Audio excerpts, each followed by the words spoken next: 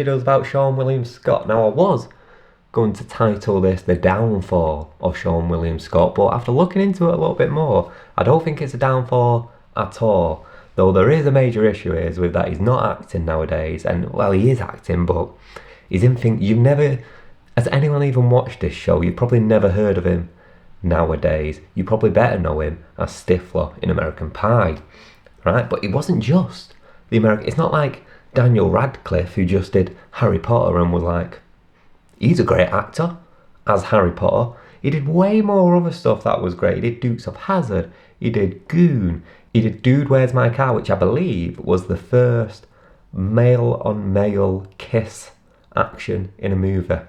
But I could be wrong on that one. That's definitely one for the Google. But we're going to talk about the, see, I keep wanting to say downfall, I don't think it is. Why he kind of fell off the Hollywood train, because he had everything in him to be like the biggest actor of kind of our time. And if you look at movies today, which he's not in, anything that Chris Pratt has done, anything that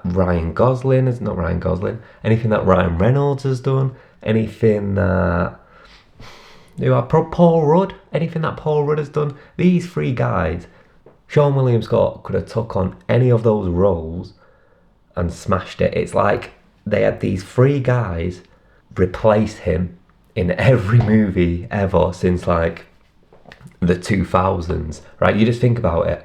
Seann William Scott as Deadpool, Seann William Scott in Jurassic World, but he was never even put forward as a name. And why is that? If you look online, and I've got an article here by Looper, that's a reliable source, on why Hollywood won't cast him. Did he do anything wrong in Hollywood?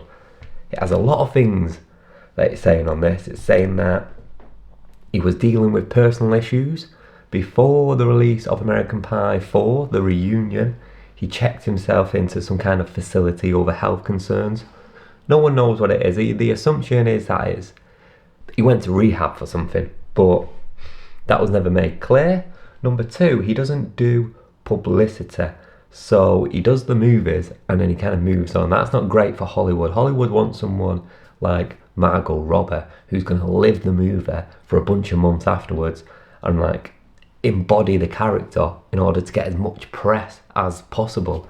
He just does not do that. So it's difficult to cast him as like a lead when he's not going to show up. He just doesn't do the PR stuff. He does the work, the main work, and then moves on. And you know, movies, 90% of what the actor's doing is post and pre-movie. It's the interviews, it's the red carpets, it's the award shows, it's all that stuff. He doesn't do that. And this also says Bulletproof Monk. The film Bulletproof Monk was a massive flop, and that could be a reason why Hollywood don't want to cast him, because it failed to make a profit. I don't know if you've ever seen the movie Bulletproof Monk. It is a great movie. Why did that flop? I don't know. I thought it was brilliant. But yeah, that's what Lupus says. Now, we all know what's really going on here. He got typecast. He got Harry Pottered. He got, Wednesday Addams. He did so well at portraying Stifler that it's all people could see. So when he was going through this phase of being in other movies, people were just looking at that and going, that's Stifler. He can't play anyone who's not this kind of like party animal type of character, right? He was so good at that. The audience can't get past that. You can't put him in a serious role and expect people to take him serious. They're not going to. All they're going to see is Stifler, which is fine when he's doing movies like Goon and Dukes of Hazzard and all these kind of films that rely on that kind of upbeat type of character. But after the 2000s, those movies kind of went downhill. Those like frat house party style movies where it's just like some blokes being blokes. They started falling off and they weren't being made as much. And this is what I thought it was, and this was my major thing with this video.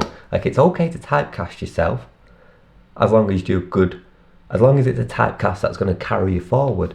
Daniel Radcliffe did Harry Potter, and Rupert Grint, Harry Potter, and that was it, because there's not that much need for people who are really good at playing wizards or people that the public see as wizards, right? Yeah, if you're really good at like a rom-com, you can still make a career for yourself a year later because there's a lot of rom-coms coming out. The problem with Stifler is that that character just fell off. That was kind of it, right? The video in a bow.